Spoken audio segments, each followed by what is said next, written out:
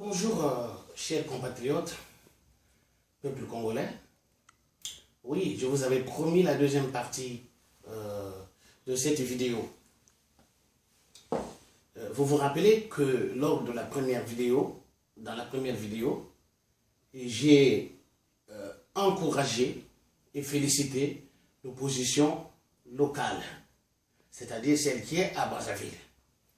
Parce que, en tant que démocrate, notre objectif à nous tous, c'est le départ du pouvoir de fait et du régime d'exception de M. Sassou Nguesso. Je ne dis pas président de la République parce que je n'appelle pas n'importe qui président de la République. Je suis un démocrate, membre du Parti socialiste français. Je sais qui appeler président et qui ne l'est pas. Voilà.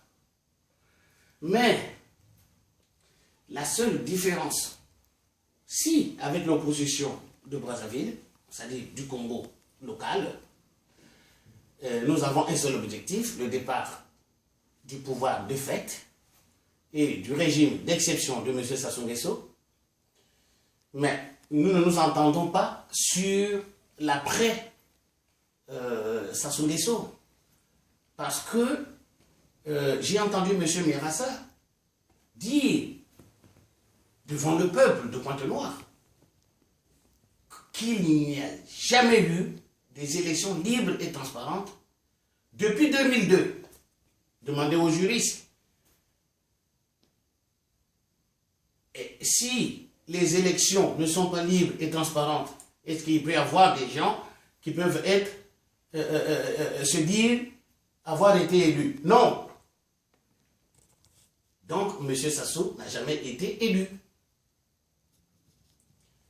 Ensuite, cette opposition locale demande uniquement la mise en place d'une commission électorale indépendante et qu'ils appellent la gouvernance électorale, c'est-à-dire revoir le fichier électoral et tout ce qui va avec pour des élections en 2016. Alors que l'association Fraternité Nationale, en sigle AFEN, dont j'ai la charge de diriger, prône la rupture non seulement avec le système Sassou Nguesso, mais aussi avec l'ethnocratie. Car j'ai entendu le peuple de Pointe-Noire dire nous voulons la démocratie. Nous ne voulons pas de dictature, de la dictature. Nous voulons de la démocratie. Mais le Congo n'a jamais été démocratique, chers compatriotes. Car l'ethnocratie en place au Congo n'est pas la démocratie. Les regroupements ethniques ou tribaux homogènes que vous appelez partis politiques au Congo ne sont pas des partis politiques. Le multi-ethnisme sauvage, barbare, primitif et attardé qui est incarné par ces regroupements ethniques ou tribaux homogènes n'est pas le multipartisme idéologique. Ça veut dire quoi? Ça veut dire qu'au Congo, il n'y a pas de parti politique. Il n'y a que des regroupements ethniques homogènes qui représentent leurs ethnies ou tribus d'origine. Je vais vous donner l'exemple. Ici en France, nous n'avons qu'un seul parti politique. Et moi, je suis membre du parti politique français. J'habite dans l'Oise, à Nogent-sur-Oise, où je suis élu. Mais mon camarade idéologique qui est aux Antilles et membre du Parti socialiste français, celui qui est en Alsace, celui qui est à Bordeaux, celui qui est dans la région parisienne, celui qui est... Il est socialiste, point barre. Nous sommes des camarades idéologiques et on forme une seule famille politique, le Parti socialiste français. Mais au Congo, vous avez le FDPS à Pointe-Noire, qui est socio-démocrate, soi-disant. Mais les sociodémocrates, regardez la composition des instances dirigeantes de ce parti, de ce que vous appelez parti. Mais nous, on appelle ça un regroupement ethnique, homogène. Pourquoi? Parce que regardez les instances dirigeantes de ces partis-là, les dirigeants sortent d'une même ethnie. Vous avez au Congo l'UPADES qui se dit sociodémocrate, mais les sociodémocrates du Grand Niali, c'est-à-dire qui regroupent les ethnies et les tribus du Grand Niali, appelés couramment Nibolek au Congo. Vous avez M. Yombi avec son RDD qui se dit sociodémocrate. Donc des sociodémocrates couillons. Il suffit de regarder les instances dirigeantes de ces partis-là. Vous avez M. Birassa qui est sociodémocrate et donc sociodémocrate Teke de Lekana. Vous avez M. Ganao qui est sociodémocrate et donc avec son UFD socio-démocrate Teke de Djambala. Non. Ça s'appelle l'ethnocratie. Et non la démocratie.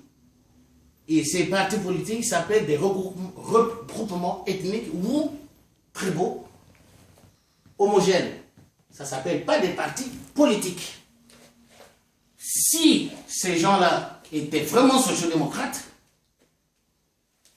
et ben, ils allaient être des camarades idéologiques et former une seule famille politique qui s'appellerait le Parti sociodémocrate congolais.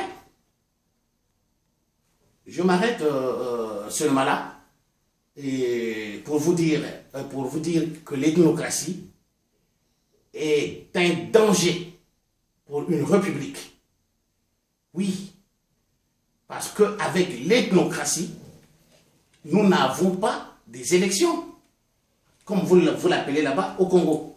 Ce que vous appelez élections libres et transparentes au Congo, ce n'est qu'un petit recensement destiné à connaître les ethnies ou les tribus ou la coalition ethnique les plus peuplées du Congo.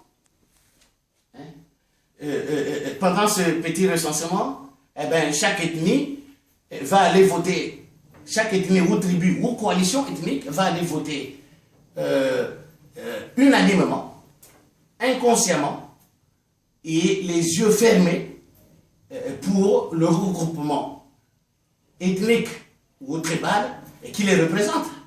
En ce moment-là, lorsqu'il y a proclamation des résultats, celui qui gagne les élections, peut-on dire qu'il a été démocratiquement élu? Non, il est ethnocratiquement élu. Il a été élu avec les voix de son ethnie ou du groupe ethnique que représente son regroupement ethnique.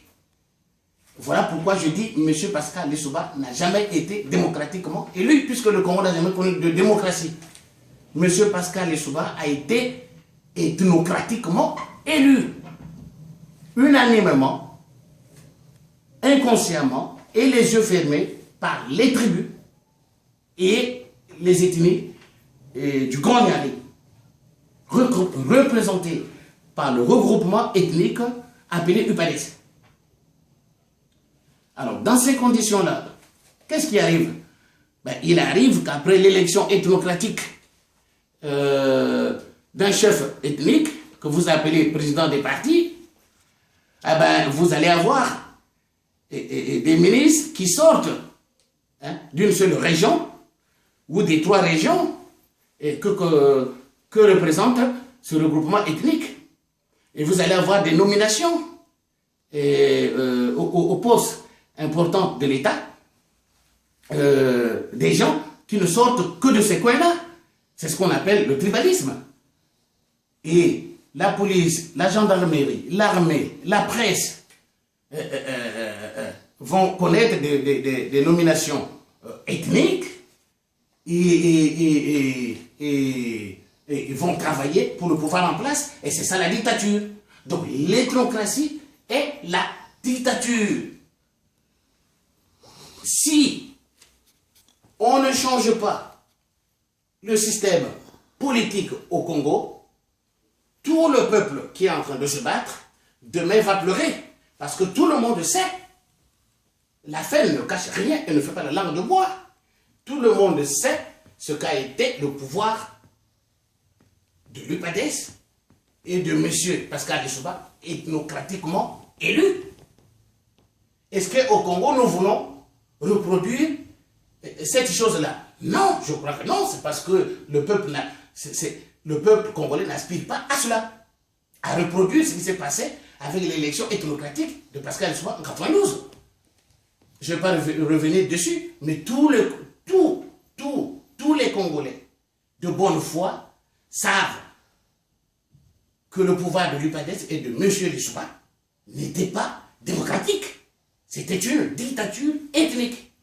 Vous allez me dire, oui, mais il y avait Yombi, il y avait Ganao. Mais oui, mais puisque au deuxième tour, le Nibolek devait affronter le regroupement ethnique MCDDI, c'est-à-dire les Larry, eh bien, le regroupement ethnique l'UPADES s'est retourné vers M. Yombi et M. Ganao, qui étaient eux des chefs ethniques, Kouyou et Teke de Djambala, et qui sont allés donner les ordres au Kouyou et au Teke de Djambala d'aller voter unanimement, les yeux fermés, et inconsciemment pour Pascal Lissouba. Et puis ils sont obéis là-bas. Les gens l'ont fait. Et Pascal Lissouba a été donc ainsi ethnocratiquement élu. Voilà pourquoi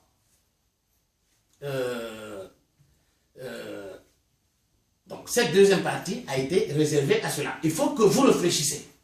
Est-ce que nous voulons déshabiller Sassou Nguesso et son système, mais pour habiller un autre chef ethnique